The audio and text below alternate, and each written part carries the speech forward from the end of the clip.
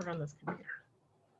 Hello and welcome. This is Rhiannon Sisson, the Executive Director of the Berrien County Historical Association, and we're excited to bring you guys yet another TNC talk. This month, we are bringing in the New Buffalo Railroad Museum from New Buffalo to join us to talk about transportation history in the New Buffalo and surrounding area. Trains are one of those major impactful events here in Berrien County, having changed the course of history for Berrien Springs, started communities like Galeen and Three Oaks, and grew areas like New Buffalo that may not have without the train coming in. We'll have her get started here in just a second, but just a few announcements from the museum. We are very excited to announce that we should be done by the end of this month with the permanent exhibit renovation we've been working on since October. So definitely join us here in early May to see all the new changes. And we even have a transportation exhibit where we'll have the Railroad Museum's brochures on display, so you can go see them after you've come and seen us. We have a couple of upcoming events. We have our knit and crochet workshop on the 17th, it's a Saturday. And we are very excited that we can still offer these programs to you. There is a fee. If you go to Berrien County or berrienhistory.org, you will be able to go ahead and sign up there. Pre-registration is required, so we can make sure to have enough supplies. Our next Sunday afternoon at the courthouse SAT talk is going to be on the 25th, and that will be featuring the African Episcopal Methodist Church, or excuse me, Methodist Episcopal Church. We are having the local Union Memorial Annie Church telling the history of this very unique Christian sect, how it got started, and its impact in the Black community across the U.S. and here in Berrien County. And that is at 2:30 via Zoom. The link can be found on our website under programs. If you're a teacher or know a teacher, please let them know that we have now changed our Pioneer Day from an in-person field trip and have moved to have a take-home kit for students. It's basically a field trip in a box available to all students in grades K through 5. You can visit our Pioneer Day page on our website. And then if you're a homeschooler, please contact us. We're happy to help you navigate your order. Or if you're part of a cohort, you can do that as well. And don't forget, we are in the middle of, and the winner is the Queens of Blossom Time exhibit in the Sheriff's Residence. And we are still selling raffle tickets to your own crown, sash, and scepter. So if you have any questions, feel free to ask us here at the end. We'd be more than happy to answer those questions, or you can email me at rcizon@berrienhistory.org. If you have any questions for Katha while we're doing this, please drop them in the chat. And if it's an immediate clarification question, we will ask her to clarify. But if it's something that can wait till the end, we will go ahead and have our answer towards the end. And definitely feel free to use the chat to have conversations. We'd love to hear it. And if you need anything, definitely reach out to me. I'm happy to help. So Katha, I am going to step away and mute myself so Nessie's toys don't make noises, and let you tell us about the story of the railroad in New Buffalo. Very good. Well, thank you so much. It's been a pleasure getting to know you, and I look forward to coming up and seeing the Berrien County Historical Association once all the renovations are done. And also to collaborate more closely than off and on over the years we have, and definitely it's time to do that again. So my name is Katha Kissman. I am one of the founders of the New Buffalo Railroad Museum. My role in founding it has been more sweat equity because I am a nonprofit governance consultant. And I've been in the nonprofit sector most of my career. But the real founders are my parents, Nadra and Al Kissman, and twins down here in New Buffalo, Ron and Raul Oselka, who had the Snug Harbor Marina for many, many years. The New Buffalo Railroad Museum was founded in 1989 when my parents and the Oselkas purchased the old CSX railroad grounds, which was the site of the Pere Marquette Railroad Roundhouse and Depot. And that was where it was a terminus for the Pere Marquette Railway, and that's where they would restore and refurbish the different engines that needed to go along the railway. The railway itself was on the south end of town. That was the Pierre Marquette Railway. And then in the north end of town was the Michigan Central. So we had two major train companies coming through the New Buffalo area. And so most of the natives in New Buffalo at some point were directly affected by the railroad, and the economy was driven by the railroad. In the 1920s was probably its heyday. And I think that if you talk to many of the locals, the natives of New Buffalo, I am one. While my parents never worked directly for, or my family never worked directly for either one of those railroads, I do have a grandfather that worked for Pullman, which was in nearby Michigan City, Indiana. But New Buffalo actually started, it was the site of the Potawatomi band, and then now the Pokagon band, which was a subset of the Potawatomi tribe, owns and operates the Four Winds Casino here in New Buffalo, just off exit 4. So if you ever have a chance to visit that, it's really a beautiful casino. We have two books about local history of New Buffalo. One is the New Buffalo Story, which is 1934 to 1976. And then we have another, the second volume, which is the New Buffalo Story, 1977 to 2012. And this one tells the story of the Pokagon band and how the casino came to be. At one point, there was a pretty active group of people who were quite concerned about whether or not the casino should be located here. And that went all the way to the Supreme Court.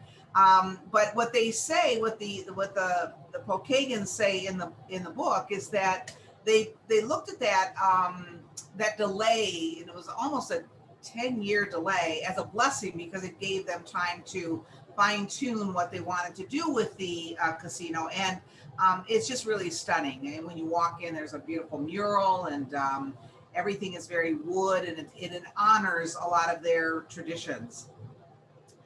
But back to the railroad, the New Buffalo Railroad Museum itself was built from the original blueprints that we found for the Pierre Marquette Depot that stood nearby where it sits right now. So when you walk in, the building itself is part of the historical display.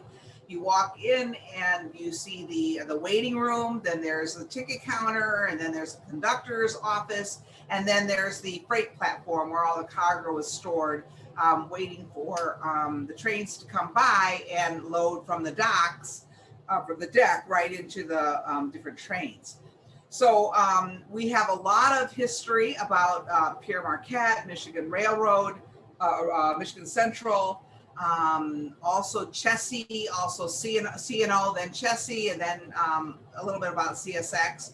We have some about Amtrak, because Amtrak does go through New Buffalo at both ends, and at the north end of town, we do. We're very proud to have a new station there. It's been there for 5 or 6 years now, and it's been a real blessing for us. And we have a big deck, and then we're so fortunate that because of the rail that used to go right by the Pierre Marquette Depot onto the railroad Roundhouse Turntable, at one point there was a 16-stall railroad roundhouse. And that was where they had a turntable, and that's where they would have the, they would put the engines on it, turn it around, and put it into a specific stall. Excuse me, 1 second. My poor baby. Into one stall for repair and maintenance. The cars that we have right now, all donated from CSX Transportation. We have a Chessie system boxcar. And that boxcar houses our veterans display. All of the veterans from the greater New Buffalo area are being honored there. We're in the process right now of updating that display, and it promises to be gorgeous. Then we have a World War II Pullman troop car, and that was used to transport troop all across the country. And our recent acquisition last summer was a C&O railroad caboose. And so we have a bright yellow, army green, and a boxcar blue car. And then we have our railroad depot. And then we're also very lucky to have the New Buffalo City Fire Department was called into service to battle the Great Chicago Fire back in the 1800s. And so we have on display right now the Chicago City Fire Pump that was transported in to fight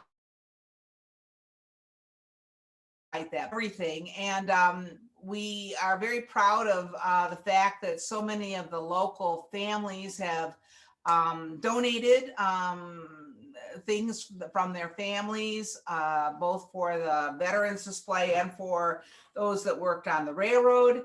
And we try to have events. We will be having our official ribbon cutting for the caboose on Memorial Day at 3 o'clock. Unfortunately, because of COVID, we weren't able to do that last year. So we will do that Memorial Day at 3 o'clock. We are opening to the public for the first time in over a year on Saturday at noon. And our hours for this season will be Saturdays and Sundays from 12 until 5 p.m.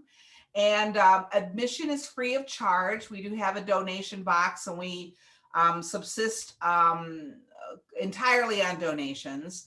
And we have many, many, many locals who have supported us. We have a lot of our second home residents who have supported us. And we have a lot of alumni from the New Buffalo area who support us.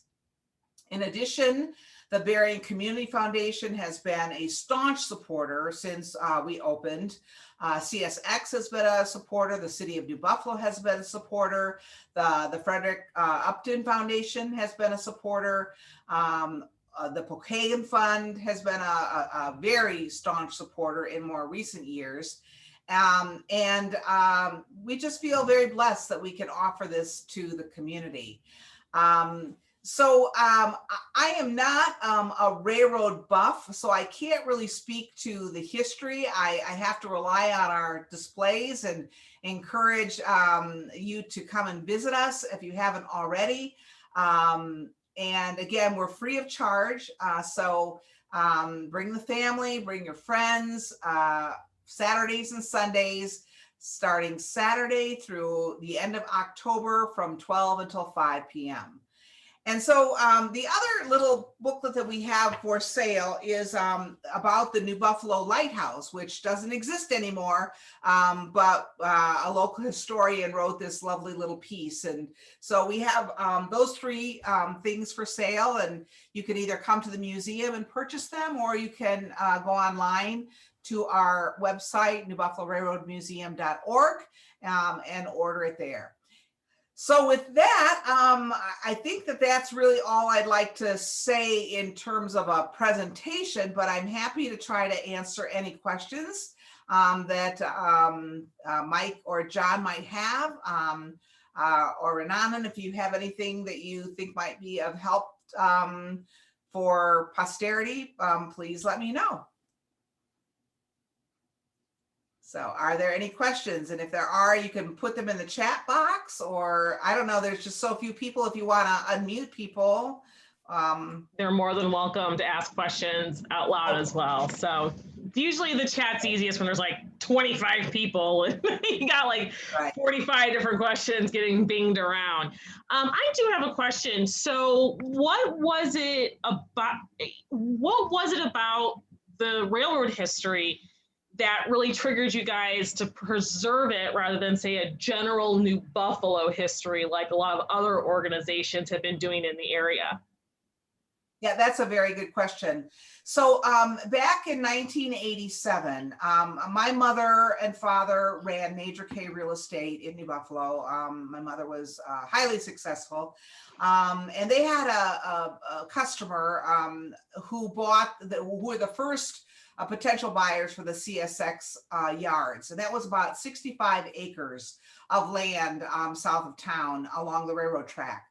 And something happened, and those partners backed out, and I happened to be home for a visit from Washington, D.C., and I said, you know, boy, it would be so wonderful for something to happen there. And there were 3 stalls left of the Roundhouse, and there was the dispatch house, which was next to it. And so we met with Ron and Ronald Selka, also natives, and we explored the idea, well, what if we purchased the property and turned it into a specialty boutique mall? And at the same time in Michigan City, they were taking the old Works and turning it into the Lighthouse Place outlet mall.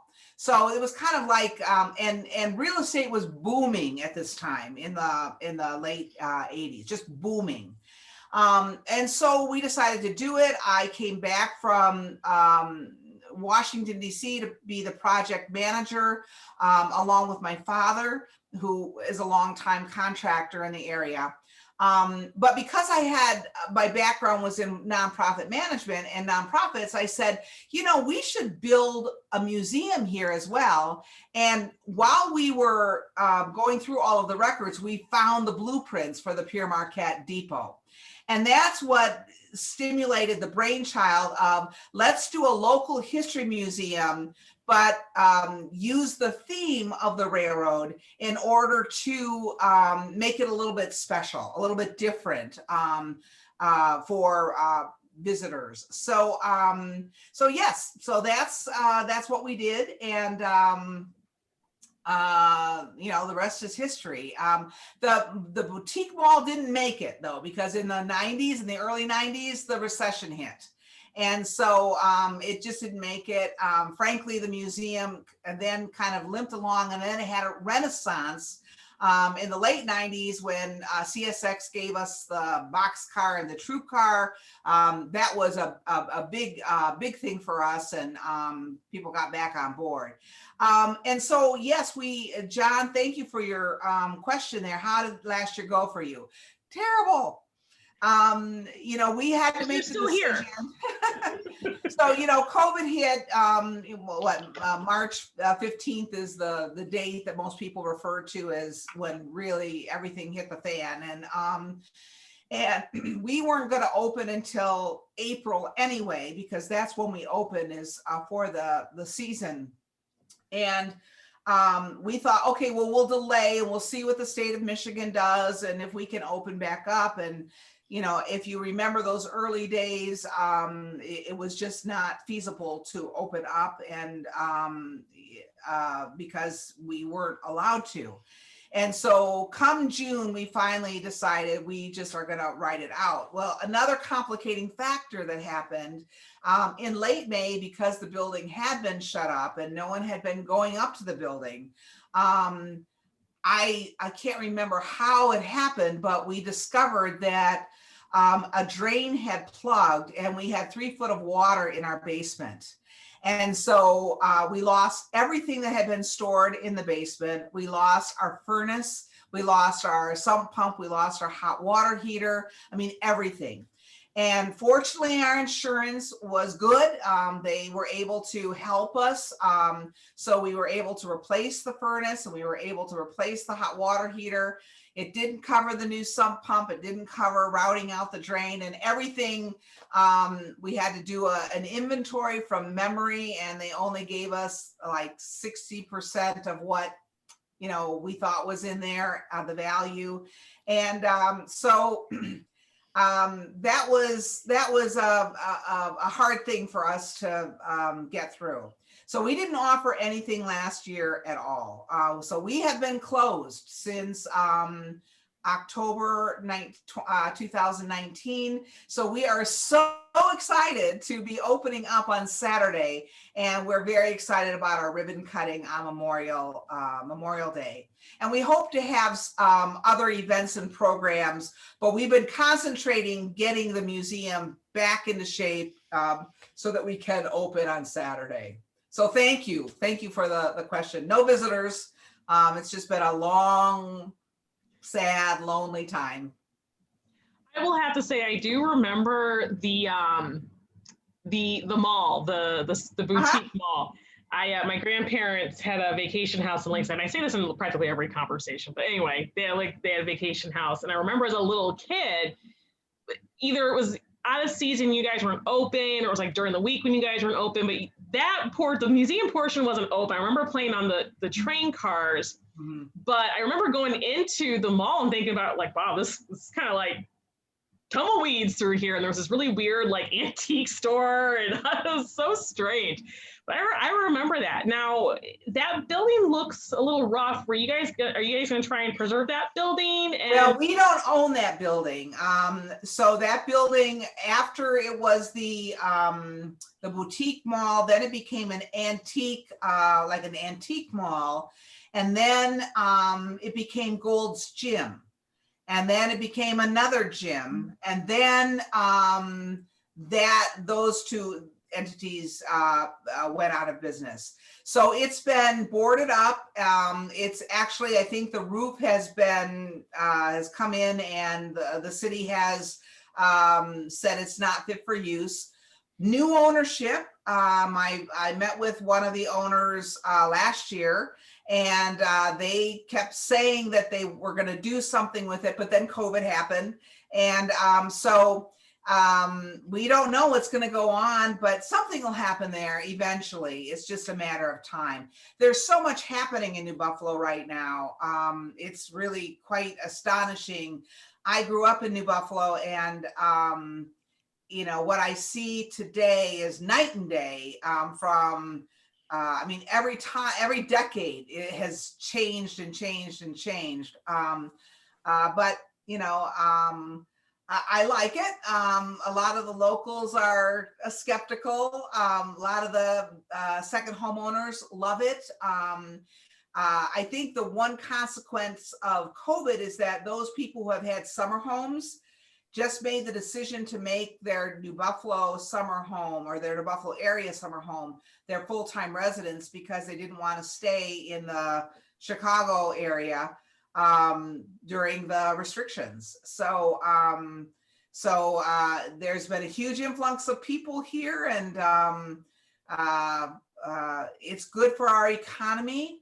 And I hope that it will continue, and I hope to continue to see really great things. The Harbor Country Chamber of Commerce does a fantastic job. The New Buffalo Business Association does a fantastic job. So, you know, we're all, you know, struggling to get through this COVID crisis and in one piece, and to come out good on the other end. Good.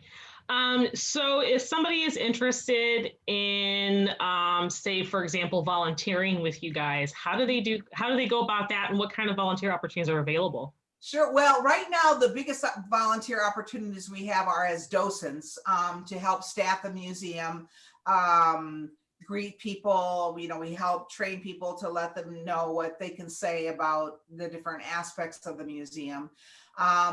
We are always looking for good board candidates. We are a working organization, the board is, in terms of governance as well as doing everything.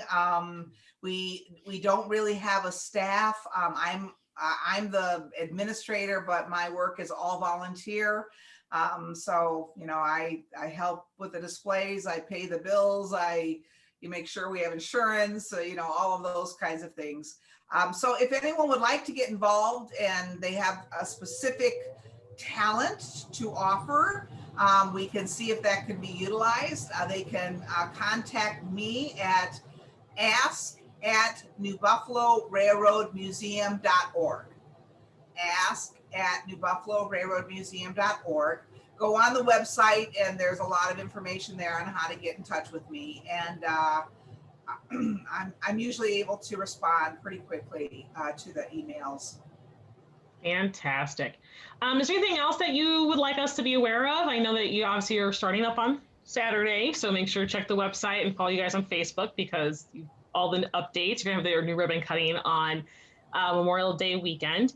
And when I was there here just a couple weeks ago picking up the brochures for the permanent exhibit, because obviously, like I said, we'll be highlighting many of you guys. I was told that you were also looking to maybe expand out into general New Buffalo history. Is that true? Is that something? Well, we do have a lot of general New Buffalo history, and we could use more artifacts from families that have been here for a long time. And the New Buffalo story is not all about the railroad. And it's about the New Buffalo story, from when the Potawatomis were here to when Captain Wessel Whitaker discovered New Buffalo he was on his way by ship to Chicago, and there was a sudden storm, and he saw the natural harbor at New Buffalo and pulled in. And once he did that, he thought this could be a place to develop. And I think that his vision was it would be the Chicago of Michigan. And of course, it didn't quite do that, but it was, this whole area was not only with railroad, but also lumber. Lumber was a really big thing, especially up in Lakeside, Union Pier. And the harbor country, that is the name that bands together all of the small locales. Michiana, Grand Beach, New Buffalo, Union Pier, Lakeside, Harbor, Sawyer, and then Three Oaks. So it's 8 communities that make up harbor country. And that is how we kind of market ourselves in the Chicago area, in the Detroit area, in the Grand Rapids area. The press about harbor country has been amazing. USA Today has done features on us, and CNN has done a feature on us. And, over the years, we've been called the Hamptons of the Midwest. So yeah, New Buffalo is a lot more than just the railroad, and a lot more than just the beach. From the dune land to the railroad and everything in between. So yes, exactly. Fantastic. Are there any other questions? Just one quick one. Yeah, this Mike Eliason. Did you, when the basement flooded, yes, did you lose any artifacts or historical documents? No Anything artifacts or historical documents, but all of our supplies, all of our decor that we put up for the different holidays. We did have some financial records down there, but all of the artifacts that we have are basically on display. So we're kind of at capacity right now, because in the early years we were accepting everything. I don't want to say indiscriminately, but there was really no thought to, do we really want a picture of the Santa Fe Railroad in the New Buffalo Railroad Museum? And those things have just been populated. Every space in our museum is filled. So we have decided that we're going to slowly take things down that don't have anything to do with the New Buffalo history or the history of railroads in New Buffalo, so that we have room for other things. The boxcar has a lot of room, and one half of the boxcar is going to be the veterans display, but we have a lot more room there where we could share artifacts. Good question. Thank you. That's actually, it's so funny when you say that, because I've been having these conversations with other small institutions like ours. I mean, mine's a little bit bigger than yours because we have paid staff versus all volunteer, but there's this development of small nonprofits is this, like, we need stuff, we got to get stuff in there, we'll take whatever we can. And then a couple decades down the road, you're like, why did we take this? This has nothing to do with our history. So it's actually kind of it's not an uncommon question for small institutions to go, we really don't need this. And now let's deaccession everything, let's put it away, let's get rid of it, or whatever we need to. And now we can open up acceptance of donations to things that actually make sense to the story and to the story that we want to tell. So that's a really common thing. We're doing that here at the BCHA ourselves. We just got another 20 additional years on you guys to go through everything. If you're interested in learning more about the railroads themselves and history of the railroads in general in Berrien County, we do carry in our gift shop at the BCHA Locomotives Along the Lakeshore by Robert Myers. Yes. Bob wrote the book. We got plenty of copies. But he talks about all of the railroads. And there are sections where he talks about the South County and essentially the railroads that would develop along what would become Route 12. The development of Galeen, the development of Three Oaks, the booming town of New Buffalo. And in fact, New Buffalo kind of had a little bit of a boom. And then it kind of went into this little bit of a depression and people were moving away. And then once the railroad came in, suddenly everyone started to come. Now is a place that people can easily access. They can now build their homes there. They can build businesses to meet these new homes. Oh my gosh, around the lakeshore, we got to have resorts and vacation houses. And so New Buffalo is a really great example. As are actually many of the towns here in Berrien County where the railroad was very instrumental in its survival. New Buffalo easily could have been a footnote in history as a town that was platted, established, and then ceased to exist, as we see quite a bit in North County, here and there, a few little towns. So if you're wanting to learn more explicitly about the arrival of the railroad fights, the how the county's history changed with the railroads, changing the course of our county seat history, we do carry that book. It's like, you think I would know this, I'm in the gift shop often. It's like it's either $21.95 or $24.95. We also do have Twin City Trolleys and the Auto Tram, the Clark Equipment Company book, if you're also interested in that level of transportation as well, about the interurbans and things like that. So if there are no additional questions, and Kathy, you've got nothing else to say, I think we can say that this TNC has explored the history of the Railroad Museum. You're welcome, John. We are really glad that you guys came out. We are working to continue to develop partnerships with organizations like the New Buffalo Railroad Museum. Our goal here at the BCHA is to amplify all the organizations and voices that are helping preserve history. We're only a staff of 3 at the BCHA, so we need all the help we can get. And so if you have any questions, feel free to reach out to Katha and her crew. If you're looking to volunteer with them, again, ask at newbuffalorailroadmuseum.org. Make sure you bookmark their website and follow them on Facebook if you can. And then we're, of course, berrienhistory.org, and we're the History Center at Courthouse Square on Facebook, because somebody has the Berrien County Historical Association Facebook page. I cannot figure out who it is, and someday I will get it back, but today is not. So I want to thank Mike and John for coming in. If you missed tonight, that's okay. We'll have this posted online, hopefully in the next few weeks. We're finishing up the renovation. It's most of my time, but as soon as I get one day to myself, I will get all these guys edited and up on our YouTube page, as it's accessible through our website. And we will, of course, link to it. And then Katha and her crew will also have things available to share on their own websites and stuff. So thank you so much for coming out tonight. And please go forth and learn about railroads and support institutions like the New Buffalo Railroad Museum. Thank you so much, guys. Bye.